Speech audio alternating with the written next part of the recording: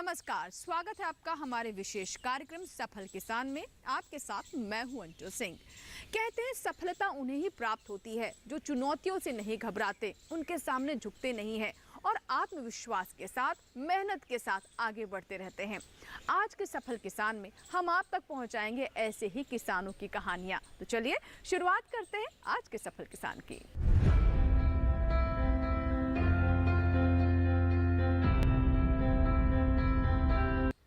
आज के हमारे पहले सफल किसान हैं सत्यवान, जो कि राजधानी दिल्ली से संबंध रखते हैं। सत्यवान पूरी तरह से प्राकृतिक खेती करते हैं और इसके लिए उन्होंने देसी गाय का पालन भी किया है, क्योंकि प्राकृतिक खेती बिना देसी गाय के नहीं हो सकती। तो किस तरीके से गौपालन के साथ साथ वो प्राकृतिक खेती की राह पर आगे बढ़ते जा रहे हैं, आइए जानते हैं।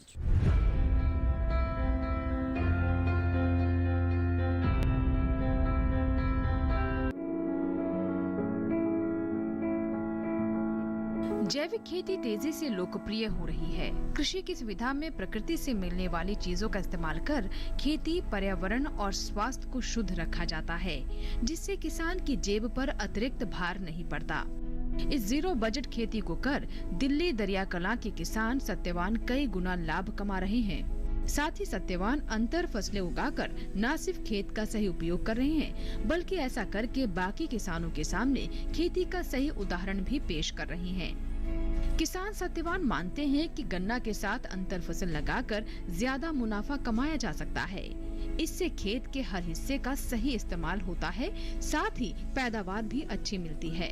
सत्यवान ने फिलहाल गन्ने की फसल के साथ प्याज की खेती की है। जब प्याज की फसल तैयार हो गई तो सत्यवान ने मूंग लगा दी। फसल कटाई के बाद निकले फसल अवशेषों को सत्यवान जी ने मिट्टी में ही मिला दिया, जिससे गन्ने की फसल को जैविक खाद मिल सके। इसके अलावा सत्यवान अपनी फसलों में जीवामृत, गोबर की खाद और गोमूत्र से बने कीटनाशक का ही इस्तेमाल करते हैं। वो बताते हैं कि इससे उनकी फसल सामान्य फसल की तुलना में ज्यादा तेजी से विकास करती है। गोमूत्र से, गोबर से, जीवामृत से, डिकम्पोजर से ही तैयार की है।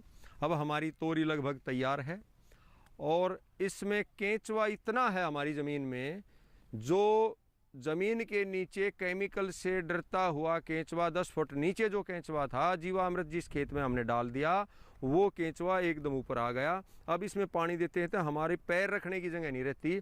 और तोरी में और इसमें जिसमें हम केंचुआ ज़्यादा होता है उसमें पानी की भी कम ज़रूरत पड़ती है, क्योंकि नीचे से वो होल करता है और वाष्पीकरण के जरिए पौधे को वो नमी देता है। हमने कोई केमिकल, कोई स्प्रे नहीं किया है, कोई भी हमारे इसमें बीमारी नहीं है।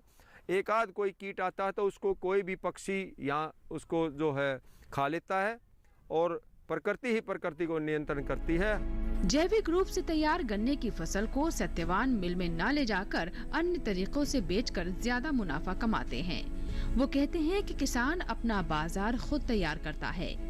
ये किसान पर निर्भर करता है कि वो अपनी उपज को किस रूप में बेचना चाहता है। सत्यवान ने गन्ने की उपज का बाजार मूल्य किस तरह से निकाला, आइए समझते हैं। मिल में 1.25 लाख रुपए में, जूस वाले को 3 लाख रुपए का, सिरका के लिए 100 रुपए प्रति लीटर के भाव से, फसल अवशेष के लिए पशु आहार के रूप में। गाय के लिए चारे के लिए जो है ऑर्गेनिक मक्का लगाया है। ये मक्का जो है हमने अब 80 दिन का मक्का है, इसमें भुट्टा तैयार हो चुका है और इस मक्के को हमने जीवामृत, घन जीवामृत और गोबर गैस की सलरी जो थी वो पानी के साथ में बहा दी थी, उसी से ये सारा हमने मक्का तैयार किया है। इस मक्के को मेरी गायें बड़े चाव से खाती हैं और इस मक्के से मैं ये कहता हूँ कि 1 से 2 किलो दूध हमारी गाय का बढ़ गया।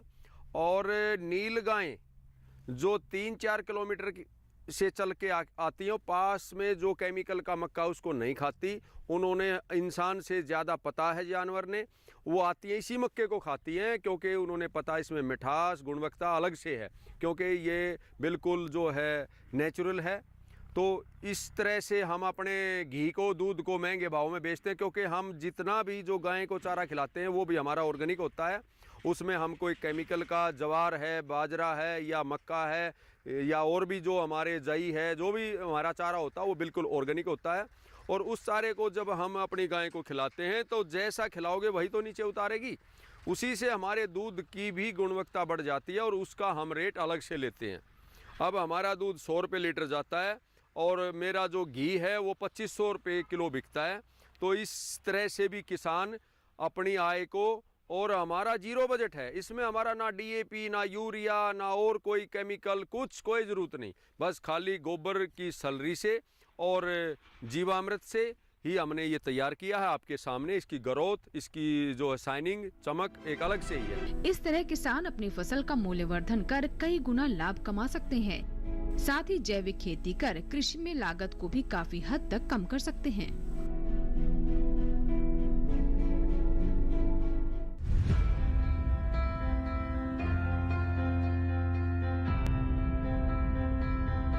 इसी के साथ ही सफल किसान में यहाँ वक्त एक और छोटे से ब्रेक का, कहीं मत जाइएगा, बने रहें हमारे साथ।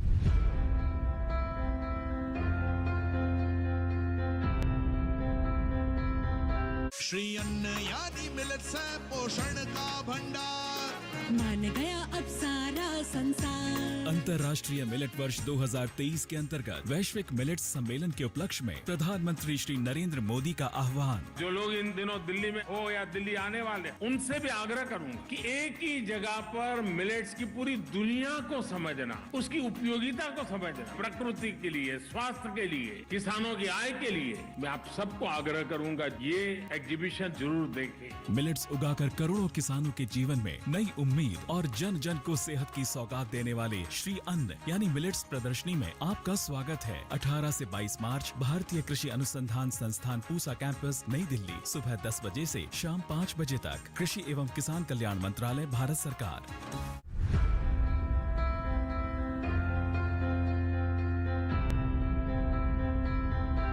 ब्रेक के बाद एक बार फिर आपका स्वागत है। आप देख रहे हैं हमारा विशेष कार्यक्रम सफल किसान। आज की हमारी दूसरी कहानी भी प्राकृतिक खेती से जुड़ी हुई है। हमारे दूसरे सफल किसान रंजीत सिंह राजस्थान के सीकर से संबंध रखते हैं और वो भी प्राकृतिक खेती कर रहे हैं। खास बात यह है कि राजस्थान की परिस्थितियों में कैसे कम पानी में वो प्राकृतिक खेती करने में सफल हो रहे हैं, ये जानना दिलचस्प है। तो आइए देखते हैं उनकी सफलता की कहानी।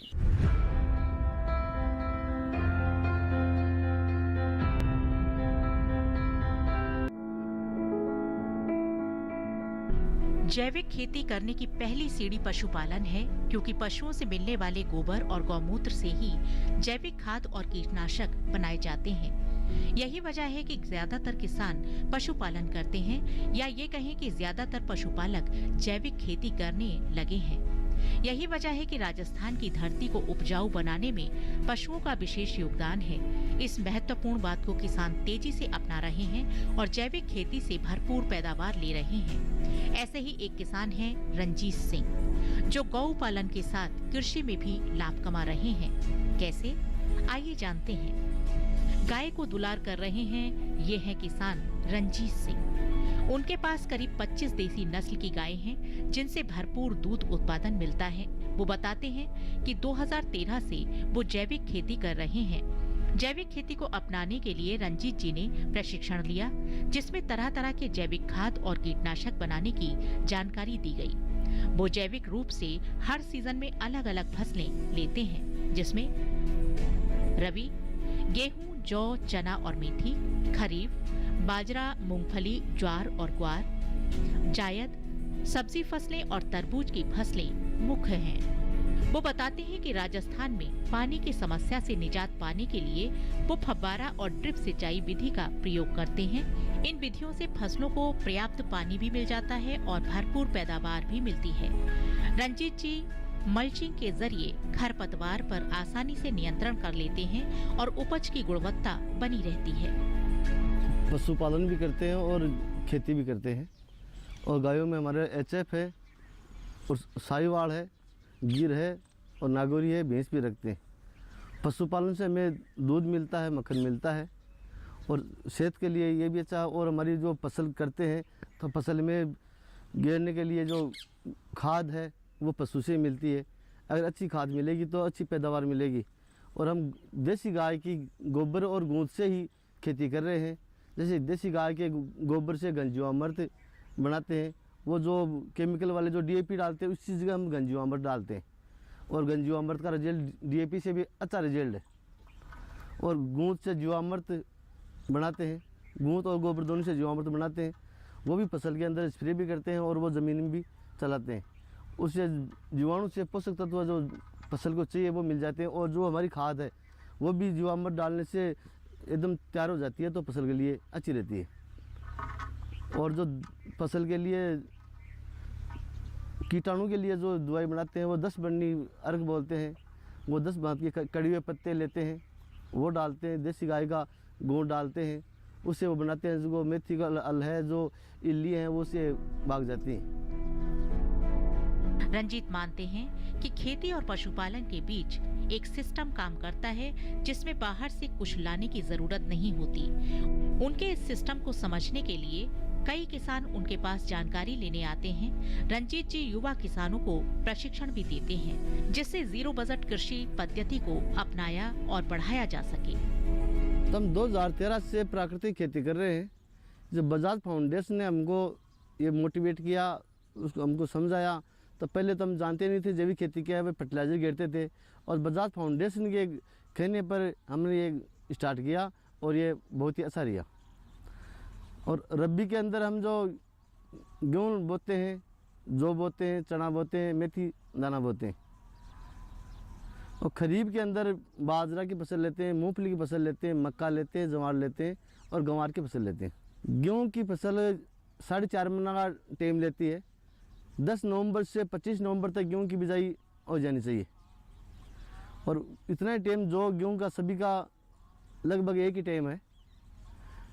और जो उस टाइम मूंगफली है, मूंगफली 10 मई से 25 मई तक मूंगफली की बिजाई हो जानी चाहिए, और फसल तो जो बरसात आएगी तभी बोई जाएगी। मेथी का टाइम भी वही है, गेहूँ के साथ ही मेथी बोई जाती है, और पकने में टाइम भी मेथी उतना ही लेती है। मेथी की अब कटाई 15 रोज बाद मेथी कटाई, अब ये लास्ट पानी चल रहा है, ये पानी चलने के बाद कटाई हो जाएगी।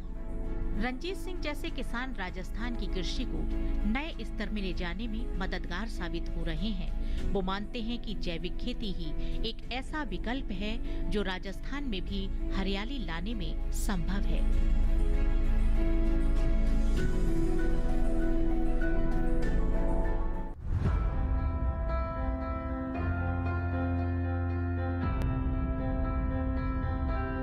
रंजीत सिंह की कामयाबी की कहानी। इसी के साथ ही यहाँ वक्त एक छोटे से ब्रेक का, कहीं मत जाइएगा। ब्रेक के बाद भी सफल किसान जारी रहेगा।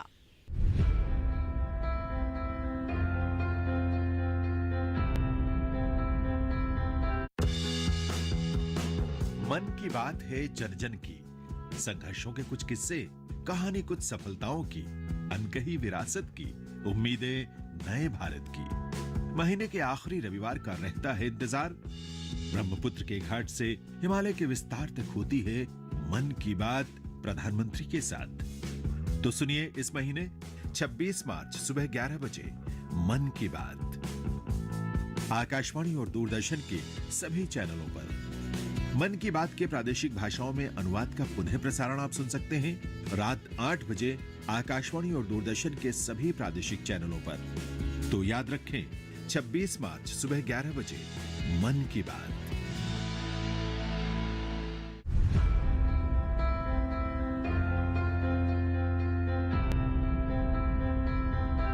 ब्रेक के बाद एक बार फिर आपका स्वागत है। आप देख रहे हैं हमारा विशेष कार्यक्रम सफल किसान, और अगली कहानी यज्ञदत्त शर्मा के जीवन से जुड़ी हुई है। ये किसान बुलंदशहर से संबंध रखते हैं। इन्होंने पूरी तरह से रसायन युक्त खेती से तौबा कर लिया है और अब चल पड़े हैं प्राकृतिक खेती की राह पर। खास बात यह है कि दिल्ली के आसपास के किसानों को भी प्राकृतिक खेती के गुर सिखा रहे हैं। तो आइए देखते हैं इनकी कामयाबी की कहानी।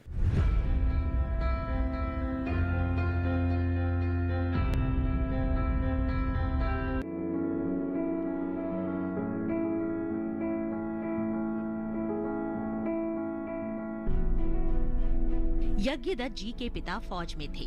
पढ़ाई करने के बाद यज्ञदत्त ने भी नौकरी की तरफ रुख किया, लेकिन वो ज्यादा समय तक नौकरी नहीं कर पाए और वापस अपने घर आ गए। बड़े परिवार के भरण पोषण के लिए उनके ये प्रयास काफी नहीं थे। इसके लिए यज्ञदत्त दिल्ली आ गए और यहाँ कई जगह नौकरी की। इन नौकरियों में यज्ञदत्त की जिंदगी तो संभल रही थी, लेकिन एक खालीपन कायम था, जिसकी भरपाई कैसे की जाए उन्हें समझ नहीं आ रहा था। बड़े शहरों की दौड़ती भागती जिंदगी को राहत देने के लिए यज्ञदत्त ने गांव वापस आकर जैविक खेती का रुख किया। बेसिकली मेरे फादर एक्स आर्मी मैन रहे हैं। देन उसके बाद में उन्होंने जॉब स्टार्ट किया अपना नरोरा एटॉमिक पावर स्टेशन में, न्यूक्लियर पावर कॉर्पोरेशन में, ट्रांसपोर्ट डिवीज़न में। हम लोग 6 बहन भाई हैं। अब क्योंकि परिवार बड़ा था, पापा का परिवार भी बड़ा था, 6 चाचा ताऊ हमारे, तो पूरा स्ट्रगलिंग भरा लाइफ हमने स्टार्ट किया। जैसे तैसे हमने 12वीं पास करके ग्रेजुएशन के लिए हम अपनी सिस्टर के पास चले गए गाज़ियाबाद। वहाँ हमने अपना ग्रेजुएशन शुरू किया और ग्रेजुएशन करते करते हमारे पास ऑफ़र आ गया एक फार्मास्यूटिकल कंपनी से। तो 3-4 महीने हमने जॉब किया और फाइनल ईयर के एग्ज़ाम थे, जिसकी वजह से उसको छोड़ना पड़ा। घर आ गए वापस, अपना वही स्ट्रगलिंग शुरू किया हमने, गाय भैंसों का काम करना, खेती बाड़ी करना, ये सब भला भला चलते रहा। अपने इस फैसले को फलीभूत करने के लिए यज्ञदत्त ने थोड़े अनुभव और बड़े इरादों से शुरुआत की। 1 साल खेतों में मेहनत करने के बाद भी यज्ञदत्त को सफलता नहीं मिली। यज्ञदत्त ने इस असफलता के बीच सफलता की कुंजी खोलने के प्रयास तेज कर दिए और बाजार में जैविक उत्पादों के बारे में जानकारी पता की, ताकि उन्हें उनकी उपज का बेहतर दाम मिल सके। इसके लिए यज्ञदत्त ने घर घर तक अपने जैविक उत्पाद पहुंचाना शुरू किए। इस समय में इनके साथ करीब 1000 परिवार जुड़ चुके हैं जो जैविक खेती कर रहे हैं। इसके अलावा जैविक खेती के फायदे किसानों तक पहुंचाने के लिए यज्ञदत्त ने बाकी किसानों को भी अपने साथ जोड़ना शुरू कर दिया। आज उनके सफर में करीब 7,500 किसानों का कारवां है और ये बड़ी बात है कि आज उनके उत्पाद देश ही नहीं विदेशों में भी भेजे जाते हैं। धीरे धीरे फिर हमने बात की कि हम लोग फैमिलीज को टारगेट करते हैं, जो अपने से जुड़े हुए परिवार हैं। उनको हमने बताया कि हम लोग खेती कर रहे हैं और जो भी क्रॉप पैदा होगी नेचुरल, वो हम आप तक पहुंचाएंगे फ्रेश। उन्होंने बोला अरे ये तो बहुत अच्छी बात है। देना शुरू किया। 1 family, 2 family, 10 family, 25 family, 500 family, परिवार बढ़ते गए। और जिस परिवार में चीज़ें चली जाए इस फार्म से, वो देख के सरप्राइज हो कि यार ये कैसे तैयार किया आपने। मैंने कुछ नहीं किया, सिर्फ मैंने थोड़ी सी मेहनत की और नेचुरल तरीके से उसको बनाया, उगाया, उसको मैंने परिवारों में देना शुरू कर दिया। आज की डेट में हमारे साथ करीब 1000 फैमिली एसोसिएट हैं। अब 1000 फैमिलियों के साथ में हम लोग बड़े आराम से अपना टर्नओवर घुमा रहे हैं। यज्ञदत्त मानते हैं कि एक फसल दूसरी फसल की पूरक होती है। इसके लिए वो फसल विविधीकरण पर जोर देते हैं। इससे फसल की बेहतर पैदावार मिलती है।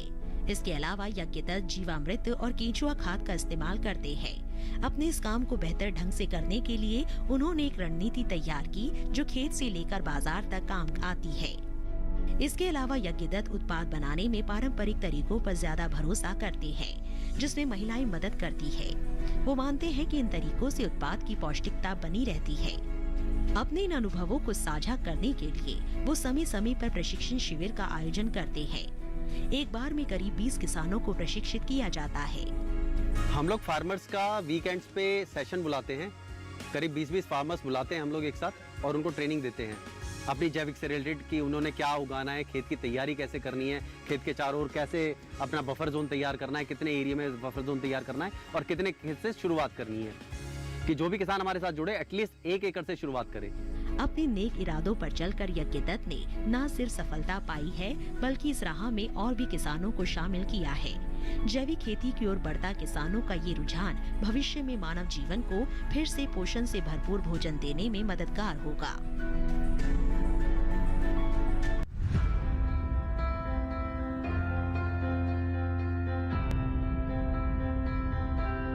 तो ये था हमारा आज का सफल किसान कार्यक्रम, जिसमें हमने आप तक 3 सफल किसानों की कहानियां पहुंचाई।